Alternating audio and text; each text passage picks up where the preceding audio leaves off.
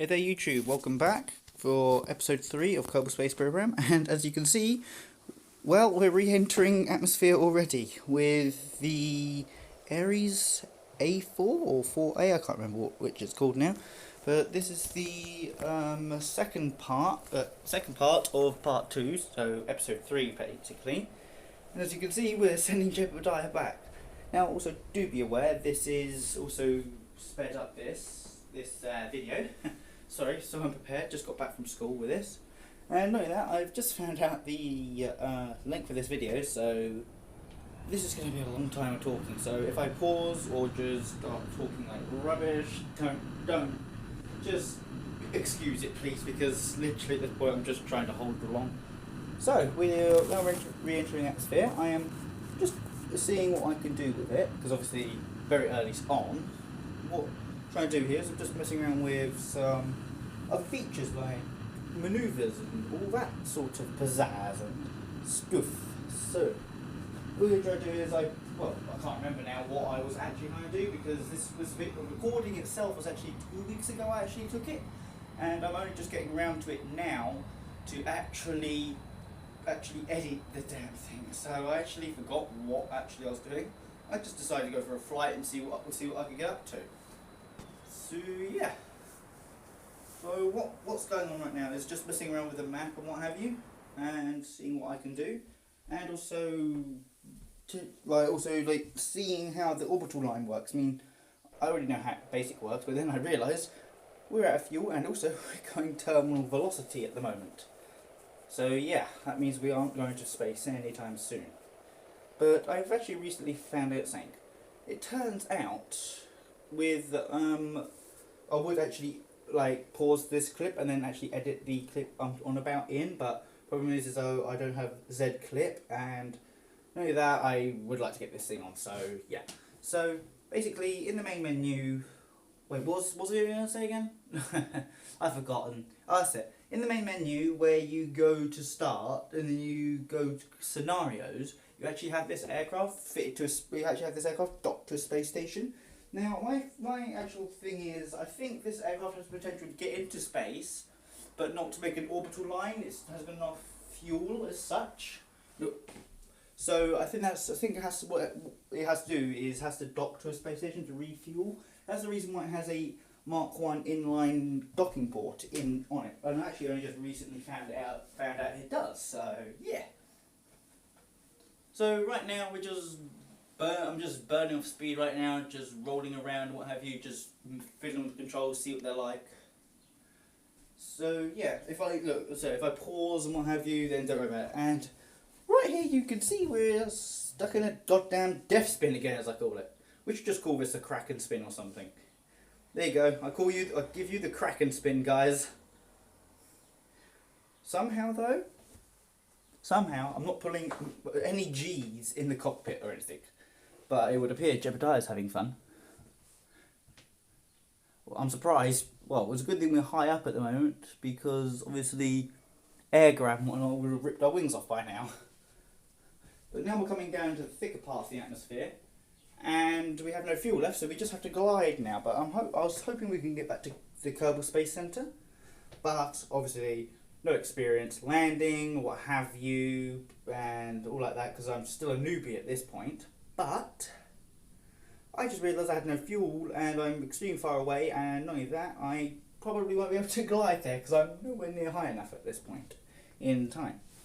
So as you can see right now, well, it is a bit dark. I don't even know if you can see it actually, because I can't quite see the screen for some reason in my video editor. So, but we're going towards the ocean, and at this point I'm thinking we're probably going to have to waterland it. Yeah, and so yeah, at the moment I'm just holding it in the glide path with SAS, so I can just fiddle with the controls, see what's this and that. And but if anybody can actually shed some tips for this game, would be really nice, please. Even if you're playing this on PS4, would be extra help. But if you're also playing this on computer, because in-game things should still be the same. I just got to figure out the controls for said stuff. So yeah. Besides, I'm also going to be getting the, the Breaking Grounds and Making History DLC for this game soon. So stand by for that, because I'm thinking about calling this series, well, because I'm thinking about calling this series, what?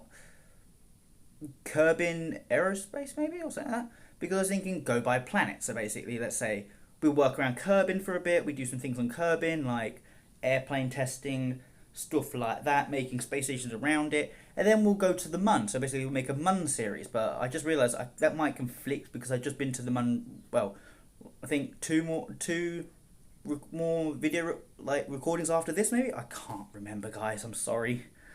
Besides, anyway, we'll just got to focus on the landing at this point. So you can see, I thought, let's go to cockpit view, see what it's like, and the cockpit view is actually well detailed, and knowing that it's in live cockpit and what have you. And it would also appear that we're actually focusing through Jebediah's eyes, actually, not like posting it through a camera or anything like that. So that's nice. Squad has done well on this game. I can tell you this much. I can't wait for Kerbal Space Program 2. I can tell you this much, but just wondering, though, will it be a letdown? Or do you reckon it'll be even better? Because, well, I don't know if my sources are correct, but I think multiplayer is supposed to be coming into Kerbal Space Program 2. But, to be honest with you, I can't see how that will work, but then again, I can see how it will work. It conflicts either way with me, but hey, so right now I'm just trying to pull down, but I noticed there was this stupid trim thingy that messes up my flights all the time, so because it's pushing my nose up too far, making me stall out. So I'm having to like barrel roll it. You know, like in War Thunder when I lose my tail control, so I have to barrel roll and whatnot, so like that to maneuver. But then I was thinking revert flight because obviously I give up at this point. But I thought about it. No, let's just keep going. We can do this. And it would appear Jebediah is having a brilliant time right now. Let alone he probably can't see a thing out there. But hey, hope we are what 20 meters now. Okay, and splashdown. And to my surprise, to be honest with you, nothing was damaged. And not only that, Jebediah was perfectly fine. So look at that. We could make seaplanes for goodness sake.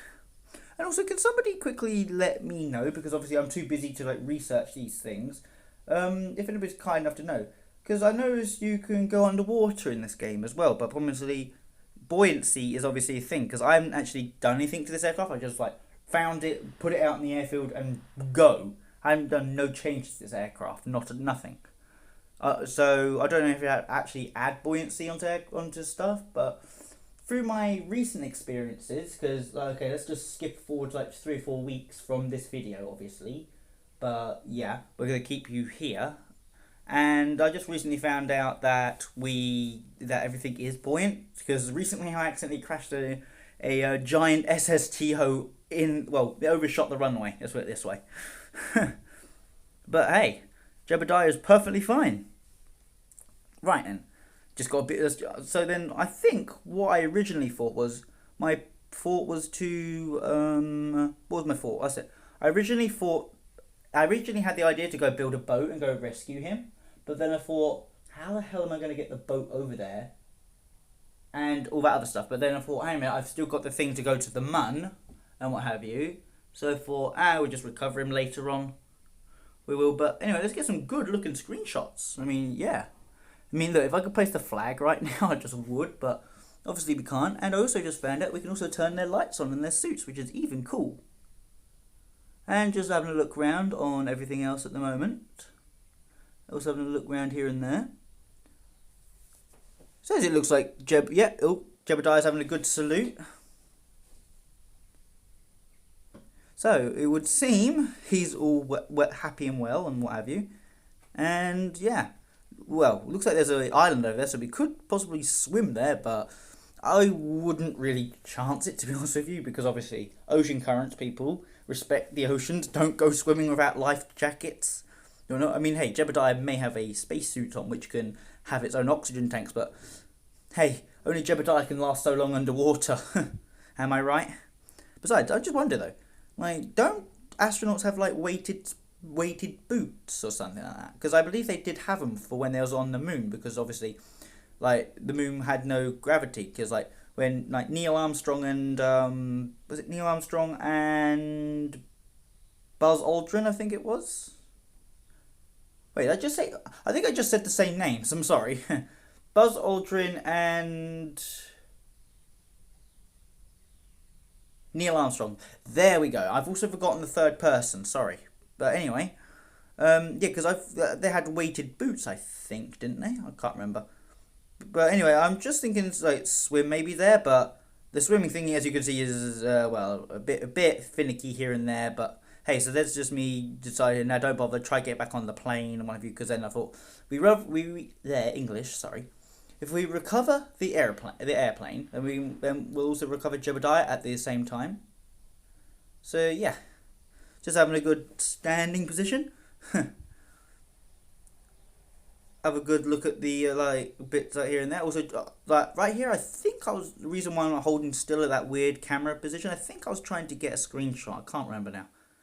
And then there's me just looking like how far away we are actually from the Kerbal Space Center, and it would appear we are quite far away, which is quite a surprise. But then again, it really isn't, because usually this does happen. I mean, to be honest with you, like actually going by real time right now, like actually skipping ahead from actually where I'm at right now, because like right now I'm recording this. I recorded this like 2 or 3 weeks ago from like where I'm editing it now and what have you. So yeah, we'll get to those anyway later. Anyway, so don't forget to like, comment, and subscribe, and put that notification bell on. All right, let's get episode 4 out. Stay tuned for that. Goodbye.